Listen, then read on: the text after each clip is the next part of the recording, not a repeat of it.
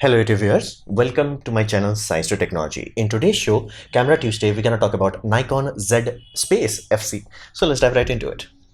Now, what is this ZFC? It's not a numbered system, so what the heck it is? And by design, if you think like this looks like old film camera or Fuji camera, it does make sense. The reason for that is iconic Nikon design, modern Z series technology. So basically, it's a repackage. Z50, I would say, Mark II.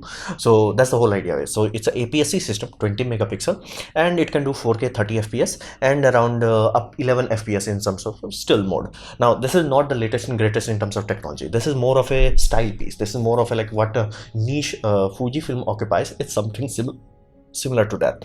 Now, they have learned a lot from their past, and they have fixed finally the flip down screen to flip side screen. Thank you, awesome. And given the fact that in 2020 every major camera company started to release firmware that would allow to basically use your DSLR or mirrorless as a webcam, many of them still had a severe limitation of how the heck you're gonna power the goddamn thing unless you have a like external wired system for the battery replacement, dummy battery system. So they learned from their mistake and they're like, okay, let's make it USB-C powered. So meaning fundamentally speaking, you should be able to power this puppy up properly for long duration without even having a battery in it. So awesome. But even though they did improve the video performance, even though they did improve the USB system, they still have the goddamn 30-minute limit. It's like, why? It's like they are too lazy to like, oh, okay, there is a limit, like, you know, instruction file, like, can you remove that? Like, comment that out. The law has been replaced, like, I think at this point in time 3 years ago, the European Union law that was limiting all these things. Like, it was not a law limiting it, was like, if you record more than 30 minutes, we'll charge you as a cinema camera. So now that law has been revoked. So this camera release is kind of weird. It's like so much hype around it, so much colors and all that jazz. Like, why Nikon is doing this? Well, in the camera there is nothing that amazing. However, in terms of company's perspective, you will understand this. The reality is Nikon does have a fan base. There is no denying that. Does have a lot of people utilizing their equipment. Awesome. But problem is a camera company that big, as in like Nikon big, they need new people to come in, and that's where the problem lies. It's like right now, people who are leaving the camera industry, like you know, they started you know, in the college years, they had DSLRs, awesome, and now they're like, dude, that DSLR is just in my, you know, cupboard. I don't rarely pull it out, and I'm happy with my mobile phone. So those people are like, you know, one-time purchase gone away. And given the fact how good mobile phones are becoming, people are like, do I really need to buy a DSLR? Because this was like, I can guarantee you on IT industry, almost every Tom, Dick and Harry was that. It's like, you know, I'm gonna get my first salary. Once I have enough money, I'm gonna buy a DSLR. That was the thing. But that is going away. So consequence of that is, if they do not get new market players, they're not gonna like, you know, new customers, so to say, they're not gonna be here for long. For example, if you bought a Nikon equipment, done, that's it. In your year, it's very unlikely that you're gonna buy a new Nikon camera next year. So they need new people keep coming in. They have to do this. This is one of the consequences of stock markets. They have to keep you know, selling more and more per year. So that's not happening. So they have to fix this. And their health wise, like how good their health is, they are the second biggest DSLR manufacturer. Now that itself is a bad, given the fact that Nikon was the earlier than basically coming to camera market before Canon did, and somehow Canon managed to, you know, remove them from the first stop. And when it comes to mirrorless market, which Nikon never took it seriously, their situation is bad, as in like per year it's getting bad. Like this is 2018, they had like around 4.6%. In 2019 they dropped down to like almost 4%, and in 2021 is still going lower. At this point in time, it's not looking healthy. Let's be real about it. It's flat out not healthy. Now a company this kind of budget, like, you know, $1 billion kind of market cap, they can survive few years in loss, but not forever. Let me be very clear about it. Yes, they can easily ride out 2020 dip. They can easily ride out few or four, you know, 5-6 years of losses, but they cannot do this forever. There's like, after some point, people will start pulling their money out of stock market, and they're like, yeah, nobody's gonna invest more money into Nikon brand, because that brand image will start to fade away. So they have to fix this. So how they can fix it? They are trying to release what we call mass market camera, meaning they will release two-pronged attack. For example, Z9 would be like, this is the latest and greatest. This will give them all the attention hype. But here's the Z9, assume it's the most amazing camera. It will be idiotically expensive. Not so many people was gonna buy this. Like, it's barely gonna sell few million.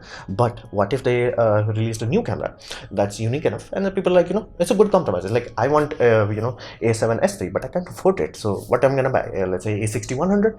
So something like that. Nikon is trying to do. So Nikon have to get new customer into the system, mass market camera. They do not want to make the latest and greatest camera. They want to make a camera that more and more people are gonna buy. They need customers at this point in time. And the biggest competitor they have is not other companies, is mobile phones. because mobile phone at this point in time is horrifyingly good. And I'm not even talking about computational photography. They have learned so much, their optics have improved so much, their sensors have improved so much. And like I'm talking about like low budget mobile phones that can have like 64 megapixel. And is it capable of like beating a 64 megapixel full frame camera? Hell no. But how close does it get? And that's the scary part. For APS-C, it's almost touching. Yes, you can do some shallow depth of field with a proper lens, but those lenses are expensive and big and bulky. Your mobile phone is your pocket. Done. So that's the reality of it. In broad daylight, these camera phones are amazingly good. They are like almost touching what you call kit lens performance. Yes, your DSLR still has more performance. Yes, your mirrorless still has more performance, but those lenses are not cheap. So more and more people are like, I'm just gonna stuck with my mobile phone rather than buy a new system. So if not enough new people buy into the system, it loses market cap, and company does not last after long after that. For example, Olympus already case closed. Kodak already case closed. Samsung already case closed. Yes, Samsung did made a mirrorless camera. They were like, yeah, this market is not that profitable, so they're like, I'm out of here. So that's the reality of it. Nikon is not in a good position, and they have been not in good position for a very long time at this point in time. So first thing every Tom, Dick and Harry is gonna do is compare this to Fuji, because this is Fuji's what you call unique selling point. However, Fuji does have one great advantage in this regard. It's like they do not have conflict of interest, meaning they are not fighting within themselves.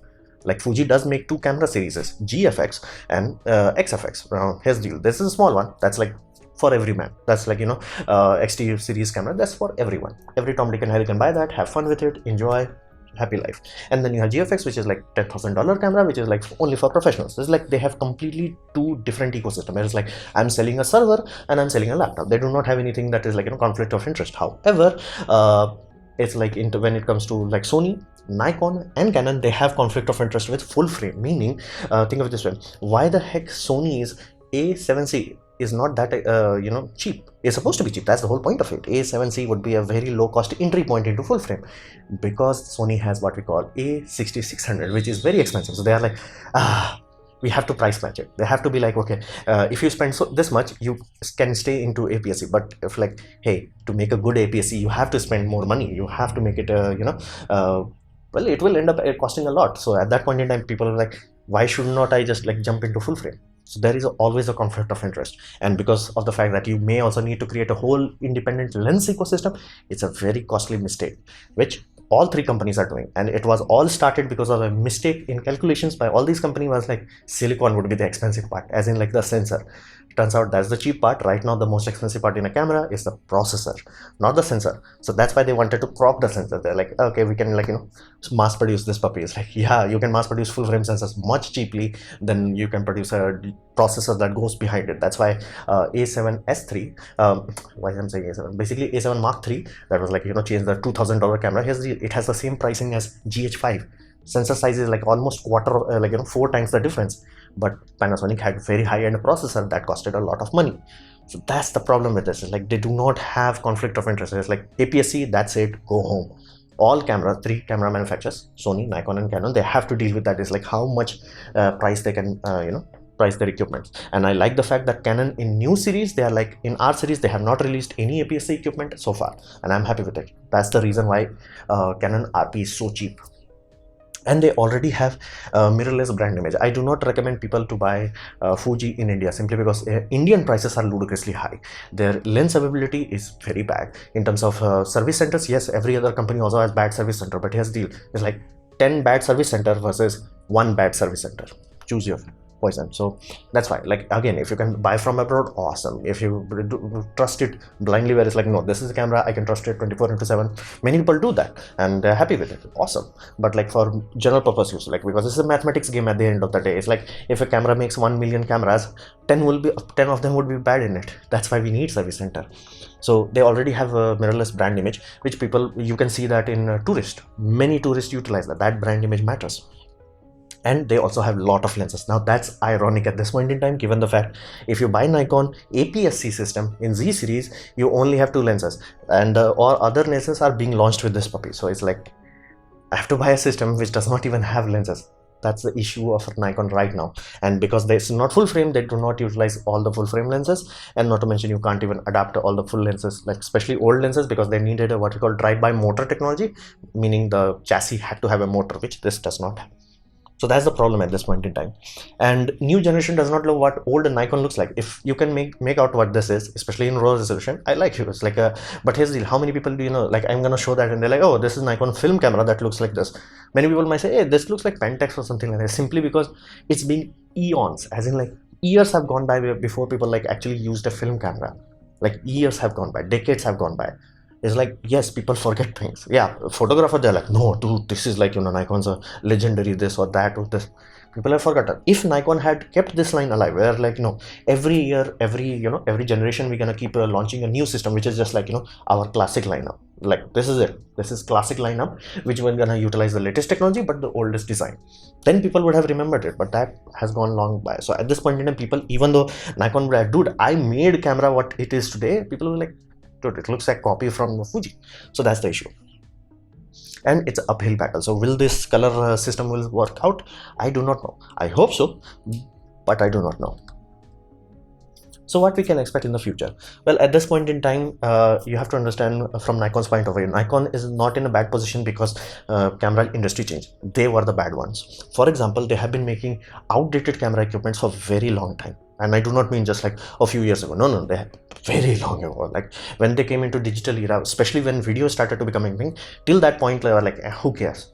And to give you a simple example, like early example, like as in like when Canon T3i, these sort of cameras started to go over, at that time, in you know, especially in 2013 and all that, people were like, buy Canon for better performance, but do not buy it simply because it has poor user experience. So that was the reality of it. It's like TLDR, Nikon has better performance and Canon is more user friendly. And I'll give you a video that is from back then. Nikon D5200 versus Canon T5i, as in 700T, and this was the video was shot in 2013. The video is linked down below, 8 years ago. Now here's the deal, flat out, I'm gonna give you a TLDR of that. Nikon is better in more than not, like it's like flat out better color reproduction, better dynamic range, is like better autofocus, like just better. Only in some cases you can say, oh, Canon has this and that. But his last verdict is, if you are a newcomer, buy Canon. Why? Canon figured out one simple thing. It's like, if you are utilizing what we call live view, because be mindful, 2013 mobile phones are starting to become a thing. More and more people have that thing in their pocket, so they know what is touchscreen supposed to feel like. And Canon is like, what if when you are in live view and you are changing your shutter speed, what if I give you exposure preview? Nikon did not implement this feature like surprisingly late.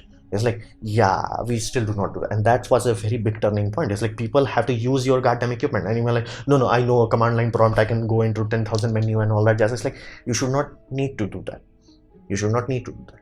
It's like as simple as that. It's like, you do not want a camera that is awesome but requires you to fight with it, versus a camera that is like okay but is like, hey, I'm not gonna fight you, I'm gonna work with you. People give me that okay camera, I'm happy with it. Professional will prefer the okay camera simply because they can extract more work out of it more quickly. Time is important, and that's the whole point. Whole mirrorless ecosystem runs on user interface. That's bad with the Nikon system. And even back in before dual pixel autofocus, basically I was planning to buy this Canon 700D. I did not buy it because I knew at that time the rumor came out that Canon is gonna release Canon 800D, which I have right now, which you are seeing me. It has dual pixel autofocus. So before dual pixel autofocus, the autofocus was like lol. But even back then, as in like in contrast detect video autofocus, Canon was ahead. That's why they're having so much time. They did never develop the algorithm. If they were working their ass off back then, they would have had a standing ground. They did not have that. That's why when Nikon's first generation mirrorless came up, people were like, dude, is it the same Nikon that I used to know about in DSLR era? DSLR has an independent autofocus section. That's why it works without any issue. When it comes to mirrorless, it has to work on the same sensor. They never polished that technology. Canon did. That's why Canon can jump into the market so quickly. So that's the whole point. And they have to do something grand. At this point in time, their health is not good. 2020 did not help, and 2021 is not looking very good. Hopefully this camera can give them, a bit of cash injection where they're like, okay, let's improve things. But I do not know what they can do. At this point in time, they may introduce video editing or like basically image editing, like Zeiss camera is trying to do, where they're gonna like, okay, you can take your raw file, edit it on the camera. It has a processor to do that. It's just like, and ironically, Android was built for camera equipment. So who knows, they have to do something like grand like that, or they have to do much better phone integration. At this point in time, they are announcing now our mobile phone can update your firmware in your camera. That's a new thing that should have been done long ago at this point in time. And other things also, like how quickly you integrate, how quickly the raw files are transferred, all those things are a mess right now. So they have to improve that drastically and by a lot. So let's see what happens in the future, and that's why I would please check this video. It's like flat out everything is better in Nikon. User interface, yeah, bye bye. So this was my presentation on basically Nikon Zfc. Hopefully you have liked it, learned from it. In that case, please click the like button, share it amongst your friends. That will help me a lot. If you didn't like it, didn't enjoy it, I urge you to press dislike, press it twice to show me extra disappointment. Please leave a comment because I do try to reply to all of them. Subscribe, press the bell icon if you're free, and as always, thanks for watching.